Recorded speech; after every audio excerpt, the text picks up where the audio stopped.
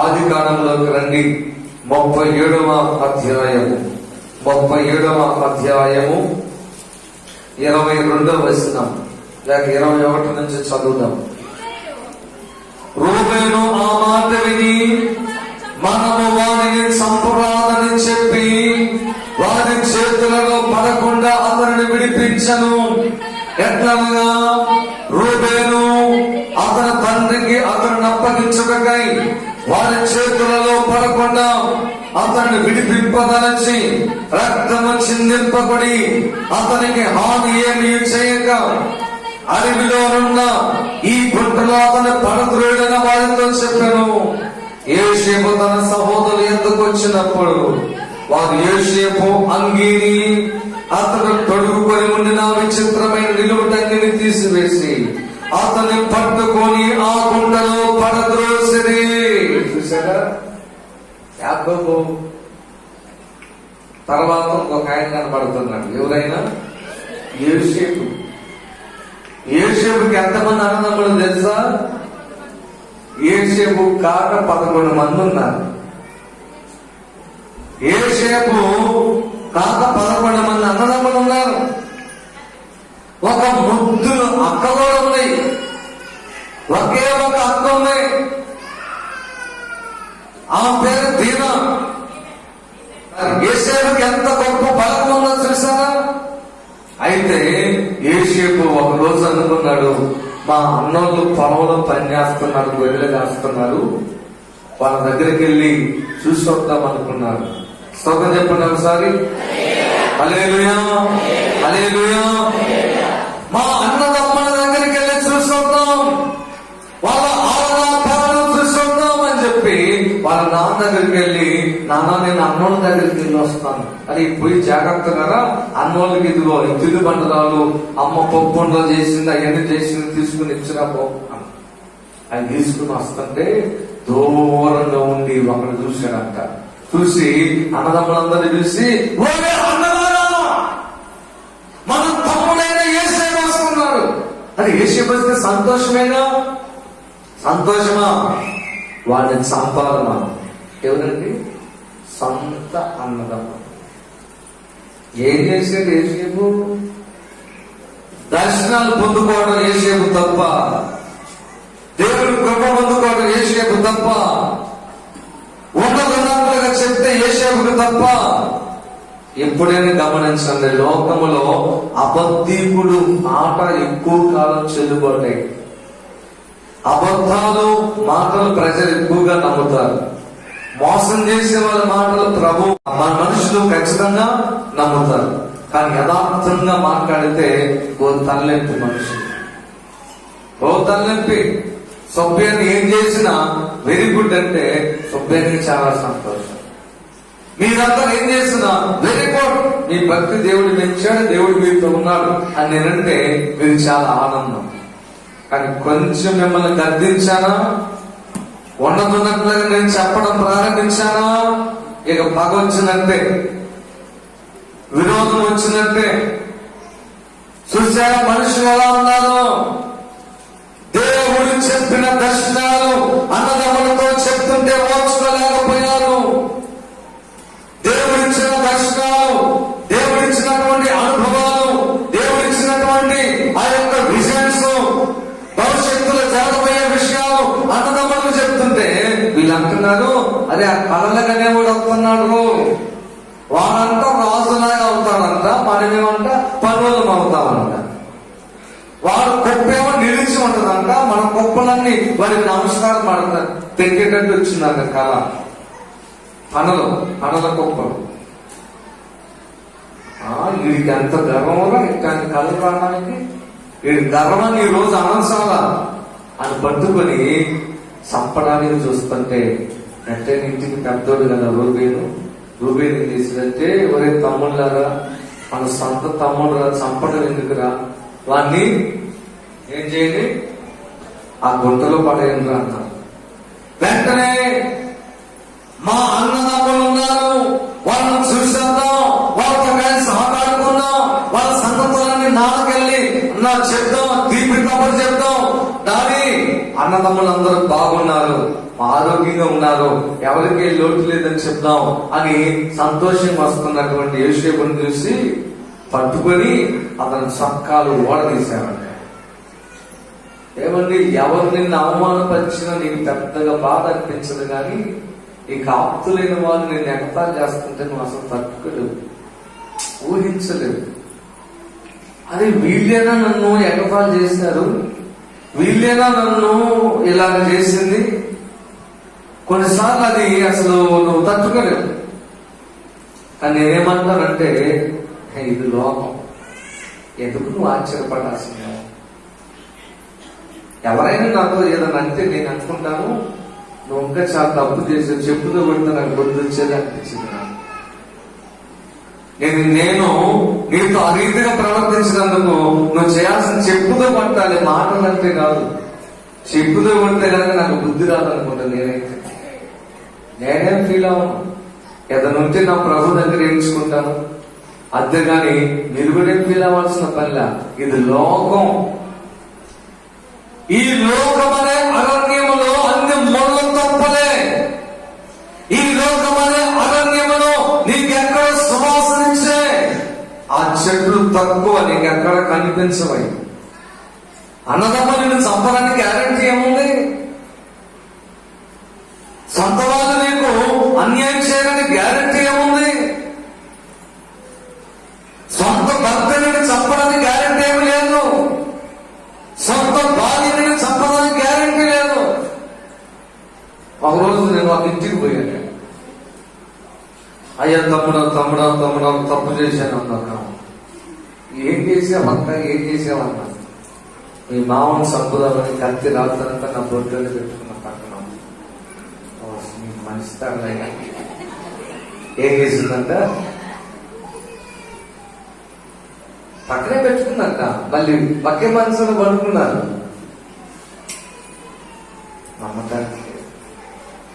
నమ్మటానికి లేదు. నమ్మకురా ఈ లోకాన్ని, నమ్మితే చెడేవురా. వద్దు, నువ్వు నమ్మాల్సింది ఎవరిని చెప్పండి గట్టిగా. కల్వరి శిలువలో నీ కోసం ప్రాణం పెట్టిన యేసును మాత్రమే. ఆయన మాత్రమే నమ్మదగిన వాడు. అన్నదమ్ములు చంపుతారని యేసేపు ఊహించలా. అన్నదమ్ములు చక్క పెంట ఓడదీసి ఎగతా చేస్తారని యేసేపు ఊహించలా. అన్నదమ్ములు రాగానే ముద్దు పెట్టుకుంటాననుకున్నాడు. అన్నదమ్ములు రాగానే హత్తుకుంటాననుకున్నాడు. అన్నదమ్ములు రాగానే పెద్దోడేమో భుజాన్ని ఎత్తుకుంటాడేమో మా రూబేన్ అన్న అనుకున్నాడు. మన ఆశలన్నీ ఏమైపోయాయి? కొన్నిసార్లు మన జీవితంలో పూర్తిగా రివర్స్ లో, యాంటీ ఫ్లాగ్ అంటారు, రివర్స్ లో తిరుగుతుంటది. ఎదురుగాని ముందు, ఎదురుగాని వెనక నుంచి తిరిగింది మనకి. కొన్నిసార్లు మన కారు చూసాం, వెనక నుంచి నడుపుకుంటూ పోతున్నాడు ఆయన. అక్కడ అతను రాశాడు పైన, ఇదే నా జీవితం అని రాశాడు. అంటే స్ట్రైట్ కు పోకుండా వెనక్కి పోతున్నాను. కొన్నిసార్లు మన జీవితం అలా ఉంటుంది, రివర్స్ గేర్ పడింది. అది అంత తీయాలన్నా రాదు, ఈ లైఫ్ వెనక్కి పోతుంటుంది. ఆ లైఫ్ ను మళ్ళీ మార్చగలిగింది ఆగర్ లైఫ్ మార్చాడు యేసయ్య. యాకోబు లైఫ్ మార్చాడు యేసయ్య. ఇప్పుడు నీ లైఫ్ మార్చాలి, అదే యేసయ్య. హల్లెలూయా, హల్లెలూయా, హల్లెలూయా. చెప్పాలి గట్టిగా.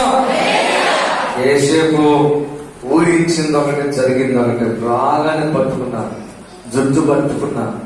అన్నలాగా ఏం చేస్తున్నారు? ఎవరు నీకన్నా అంటున్నారు. ఎవరు నీకన్నా పెద్దోడు? ఎవరు నీకు పెద్దోడు? సొంతంగా పట్టుకొని చక్కా ప్యాంట్ గోడ వేసి దిగంబరిగా చేసి చంపబోతుంటే పెద్దోడు అన్నప్పుడు చంపబాటం లేక మళ్ళీ అన్నుండ దాడి అడుగుతాడు. ఏడా పెద్దోడు, చిన్నోడు వచ్చిన ఏడి అంటాడు. నేను ఎవరికి చెప్పాలా? అందుకని వాళ్ళు గొంతులో పడతాయి. అంతే, పట్టుకున్నారు, కాలు చేతులు పట్టుకొని ఇరిసిరి గొంతలు వేశారు. ఫ్యాట్లు పెడుతున్నా, అన్నా అన్నా అన్నా అన్నా ఆ పని చేయబాకన్నా, ఆ కొడుకులో ముళ్ళు ఉన్నాయన్నా. ముళ్ళుంటే మాకేమైందిరా అన్నా, గుచ్చుకుంటాయేమో, ఎరుగుతుంది చేస్తుంది. నీకు నెప్పి తగలాల, నీకు ముళ్ళు గుచ్చు కావాల, నీకు దూరం ఎనక్కపోవాల, నీవు ఆ ఊపిరి నువ్వు చచ్చిపోవాలా. బాగా చచ్చిపోవడం మాకు ఇష్టం లేదు. నేను చెప్పడం దాంట్లో చచ్చిపోవడం. అన్న ఆకలి అవుతుందన్నా, ఆకలి అయితే మెయిన్ అడుక్కోపో అన్నా. నీళ్లు దత్తకవుతున్నాయి అన్నా, నీళ్లు ఎక్కడి నుంచి అవుతాయిరా? ఎన్ని రకాలుగా మాట్లాడారు. ఆ సాయంకాలం కంట ఐగుప్తీయులు గుర్రాలు వేసుకొని ఒంటెల మీద వ్యాపారానికి పోతా వస్తున్నారు. వాళ్ళు చూసి అనుకున్నారంట, అది ఆ కొంతలో వాళ్ళు వదిలిపెట్టామనుకో, ఈ రోజు రేపు 4 రోజులు వాడు చచ్చిపోతాడు. ఏం ఉపయోగరా? వాళ్ళకి అమ్ముకున్నాం అనుకో, డబ్బులు వస్తే మిగతా 11 మంది 1100 పంచుకోవచ్చు అనుకున్నారంట. చూసారా?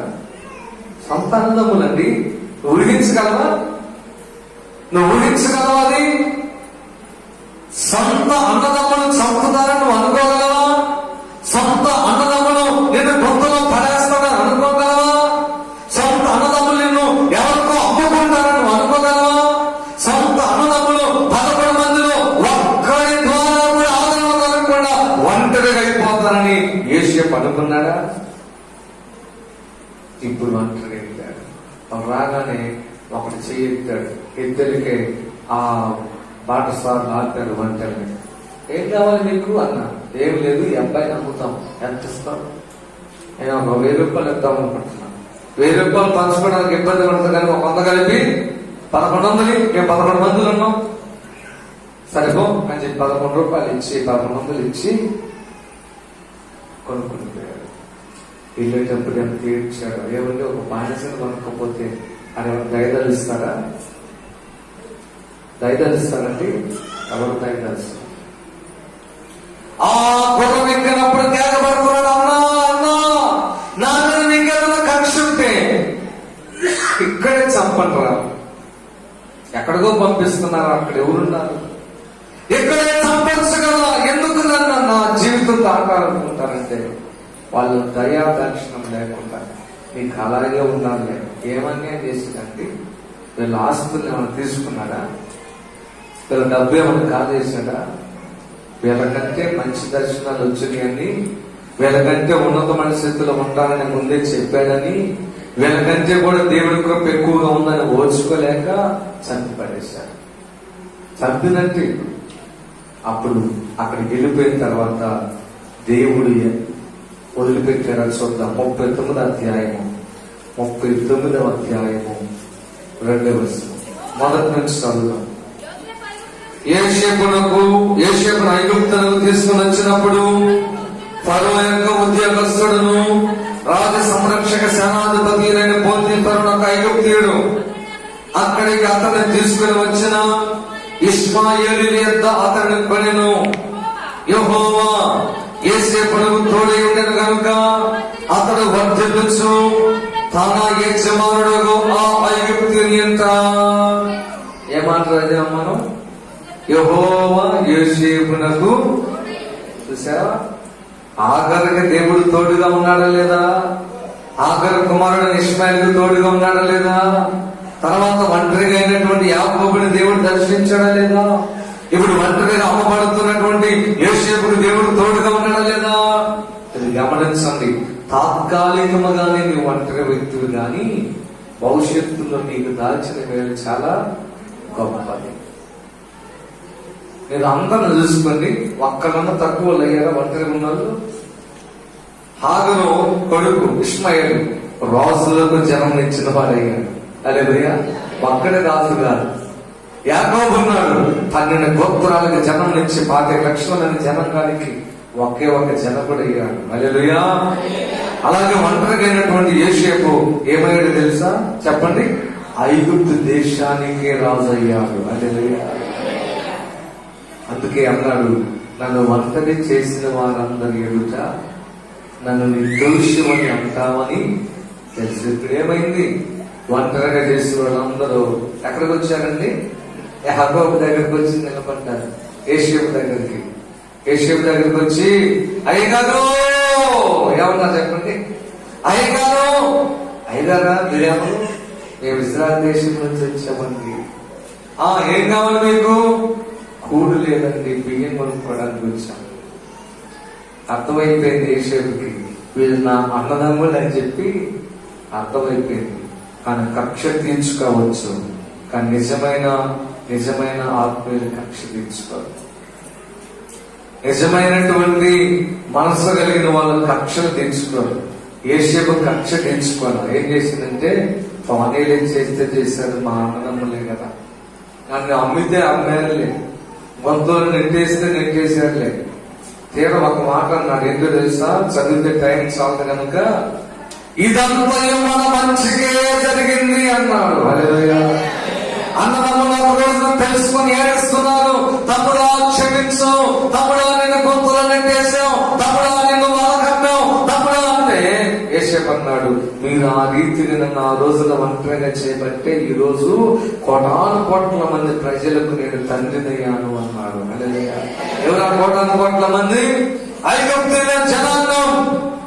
రాజుకే ఒక మాట ముద్రించి, ఇది రాజముద్ర, నా తర్వాత నీవే రాజువి, జస్ట్ సింహాసనం మీద మాత్రమే నేను కూర్చుంటా, మొత్తం పెత్తనమంతా నీవే అన్నాడు. నీ ఒంటరితనం దేవుడు వేలాది మందికి ఆశీర్వాదకరంగా చేస్తాడంతే. హల్లెలూయా. అందుకని ప్రియమైన దేవుడు బిడ్డలారా, యోసేపును దేవుడు విడిచిపెట్టలేదు. అలాగనుకుంటే మన ప్రభువుని యేసయ్య కూడా ఒకరోజు ఒంటరి వాడయ్యాడు. తెలుసా మీ అందరికీ? యేసు ప్రభు ఒంటరి వాడైపోయాడు. శిలువ మరణానికి ముందుగా తన శిష్యులందరినీ పిలిచి అన్నాడు, అబ్బాయి వాక్యంలో ఒక మాట ఉందయ్యా, గొర్రెల కాపరిని కొట్టుకుని గొర్రెలు చెదిరిపోనుంది, ఒక రోజున మీరందరూ నన్ను వదిలిపెడతారు అంటే పేతురు అన్నాడు, ఏమన్నా చెప్పండి, నా ప్రాణం. ఈ మాటలు మాట్లాడని అసలు నమ్మకూడదు. ఏ మాటలు? నువ్వంటే ప్రాణం, నువ్వంటే నాకు మధురం, నిన్ను వదిలిపెట్టి అసలు అంటే ముందు వదిలిపెట్టేది నువ్వే. మాటలు మాట్లాడే వాళ్ళ కాడ చేతలు ఉండవు, చేతలు ఉన్న వాళ్ళ కాడ మాటలు ఉండవు. యథార్థవంతులు ఎక్కువగా మాట్లాడరు, ఒడ్డులు ఎక్కువ మాట్లాడతారు. హల్లెలూయా. మీ దగ్గర రూపాయి బిళ్ళ, అయ్యా మళ్ళీ నీకంటే వచ్చింది రూపాయి అన్నా, అందరికన్నా ఉంది ఈరోజు రూపాయి, ఎందుకంటే ఆదివారం కానీ రూపాయి రూపాయి ఉన్న వాళ్ళు ఎవరు ఇక్కడ ఉంది రూపాయి అంతేసరా. కాగితం కూడా ఉందా? కాగితం కాలేదా? కాగితాలు వద్దు, రెండుది అయ్యా, అది అక్కడ నిలబడు. ఓ పెద్ద కాగితం వచ్చి 5 రూపాయలు. తర్వాత ఇది కూడా కింద ఏది శబ్దం వచ్చింది, తీసుకుని వెళ్ళాం. ఎక్కడ పడితే తీసుకోకూడదు. 5 రూపాయలు ఎక్కువగా శబ్దం వచ్చిందా లేదా? 5 రూపాయలు ఎక్కువ విలువ, 500 ఎక్కువ విలువ. అంతే. విషయం ఉన్న వ్యక్తి ఎప్పుడు ఎక్కువగా మాట్లాడతారు. వాళ్ళ మనసులో ఏదైతే నమ్మారో అది చేస్తూ ఉంటారు. విషయం లేని వాళ్ళు ఎక్కువ మాట్లాడతావు. నువ్వు అంటే ప్రాణం, నువ్వు లేకపోతే ఉండలేవు, నీ కోసం ప్రాణం ఇస్తావు, నీ కోసం మనుషులను చంపేస్తావు. పూర్తిదే. వాళ్ళందరూ ఎప్పుడు తాకముడుచుకుని నేను అంత మందిని చూశానండి, చెప్పలేనంత మందిని చూశాను, చెప్పలేనంత మందిని. సేవా జీవితం 20 సంవత్సరాలు. అంతకుముందు ఎంతో మంది సేవకులు కాడ తిరిగాను, ఎంతమందిని చూశాను. మీరు కూడా చూసుంటారు, మీరు కూడా మనుషులే కాబట్టి. అంత మంచిదే. యేసు ప్రభు కూడా ఒంటరిగా అయిపోయాడు. నీవు అవ్వటం పెద్ద విషయం లేదు, కానీ మనకు ఎంత పరిస్థితిలో ఉన్నా మనకు తోడుగా ఉండే ఒక ఆయన ఉన్నాడు. ఆయన పేరేం చెప్పండి?